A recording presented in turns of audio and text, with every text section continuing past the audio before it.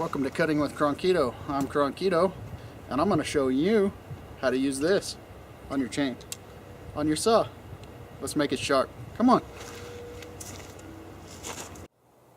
Before we get too carried away here, I want to give you a couple of tips that work for me.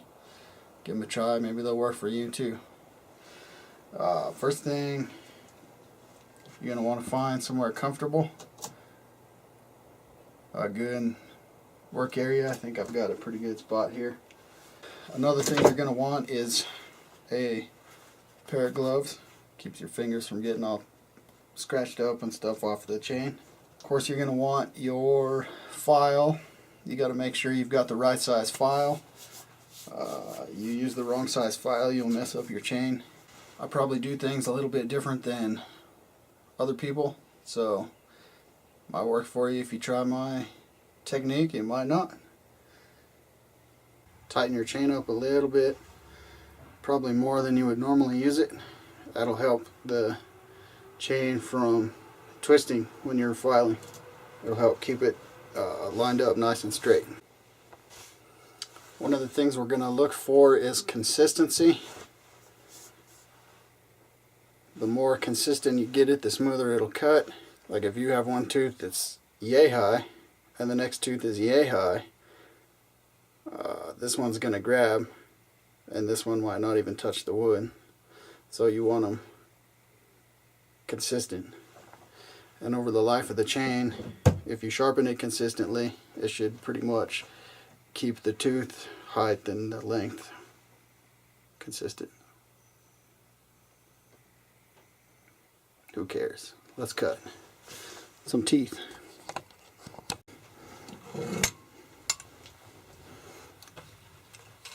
This way, this is my favorite way, is I have one of these Granberg File-N-Joints. And this one's like maybe 10 years old. It's broken right here on the back part. You can see where it broke out. This flap used to run all the way to the back here. I kind of like it better broken, because now I can lift it all the way. It'll fold all the way. Before, it would open probably about this far. Now I can go, like I said, all the way.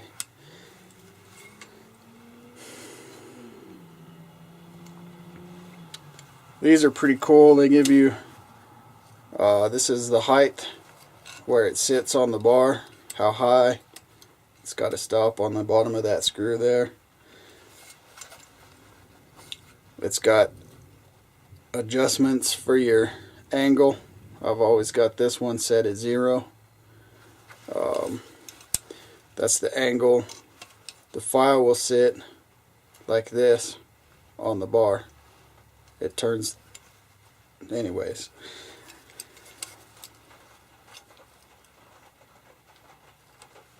And it has here the angle, the top angle that you're cutting off of the tooth. And I use 30. About the only wear and tear I've got on this after 10 years is right here where it runs in these little grommets or whatever. I've pushed this back and forth enough times that it's wallering out where it rides in there, and it's got a little bit of slack, a little bit of play, but it's not bad enough. I won't use it. And then if I hadn't thrown them away, it's got some set screws on each side here and here, and those push out on these little tabs, and that clamps down on the bar. Keeps the chain, it clamps down on the chain. It keeps the chain from rocking when you sharpen.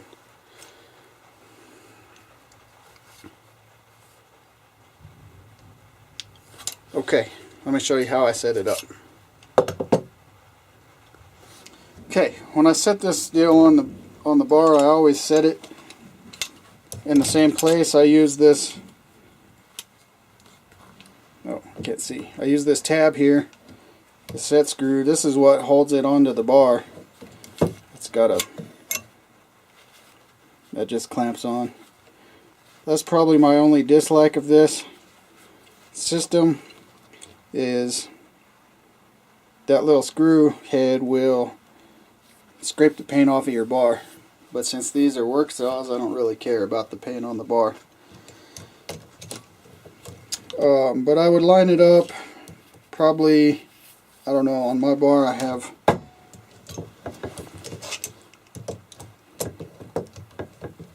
rivets and such that I would line it up with, so I put it in the same spot every time. I guess for this one I would line up this hole with this rivet. That looks pretty good. I like to put this tab halfway on the rivet of the tooth, like so. Of course I'm doing this all upside down and backwards.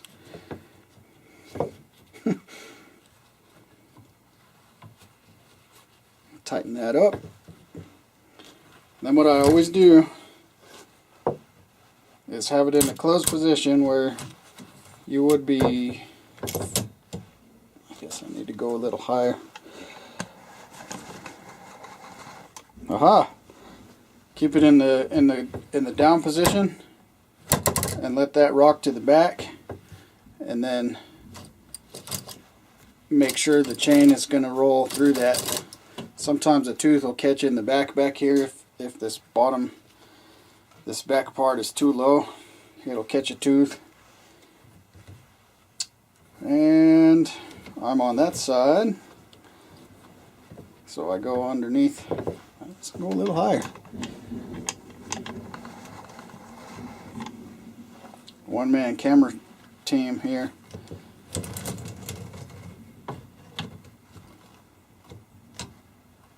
The instructions that come with these things are pretty terrible, to put it mildly. What am I doing here?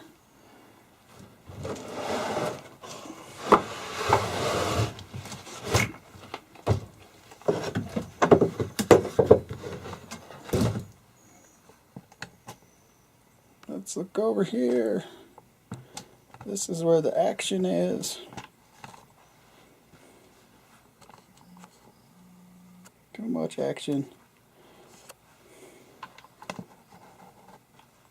Alright, so I do the same thing here that I would do with the other files, as I pull the file towards me, or I pull the file. Same 30 degrees on the top of the tooth, and I've got it in here backwards, the file. Most people,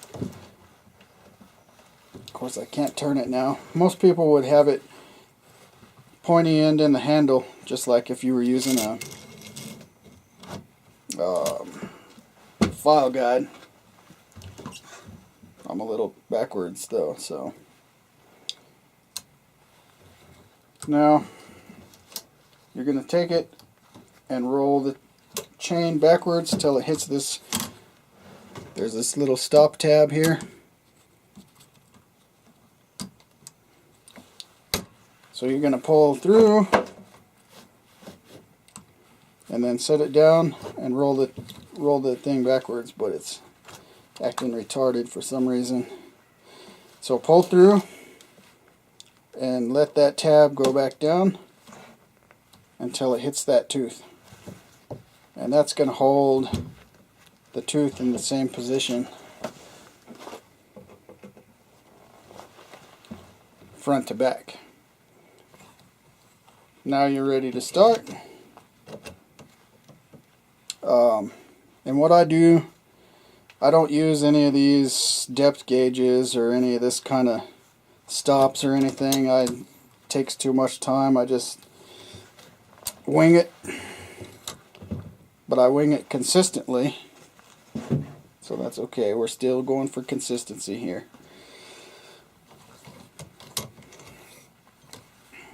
Make sure these are sharp, and this will hold different size files. This will hold flat files. This is a killer little machine here. So I'm in my tooth. I'm going to aim my pressure. I aim for this. If there was a screw in it, I would aim for the screw, but I'm aiming for this screw hole right here.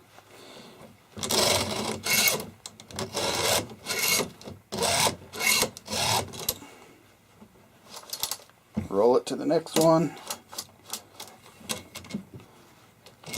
Make it look harder than it really is.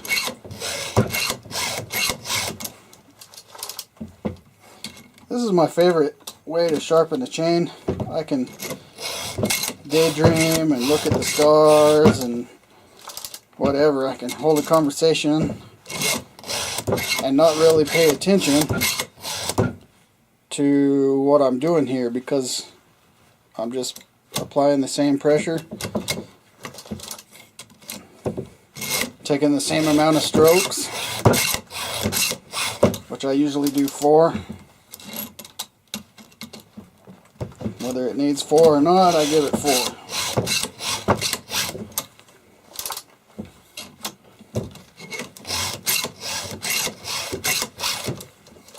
You can see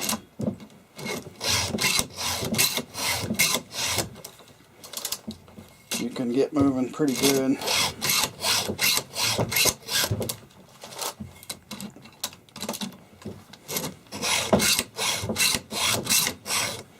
Let's throw you back on the table and I'll show you the other side. I guess I'll rotate it first because we're right here. This wing nut, loosen, and then you can turn this. Looking for 30. Tighten. I'm ready to do the other side. We'll get you a different angle. Ow! Poke a hole in my arm. That's always fun.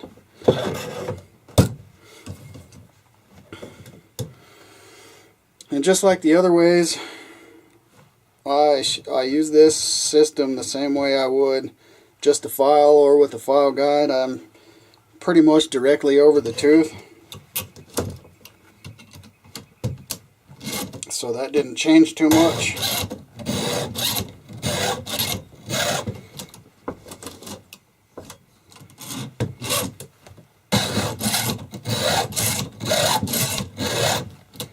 You can hear that tooth is just about the end. I'm starting to get filing on my stopper.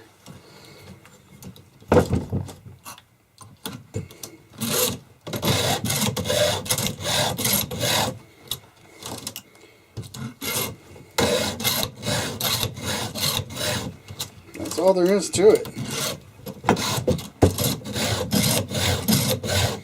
Just try to maintain the same pressure as you did on the left side as you are on the right side.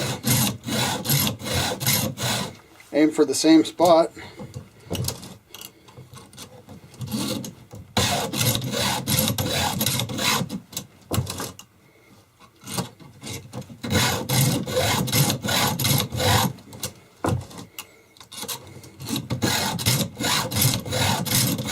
Now you can go and set this all up where you've set your depth gauge so it only lets the file come down to a certain spot every time, and this right here, zoom in a little bit for you.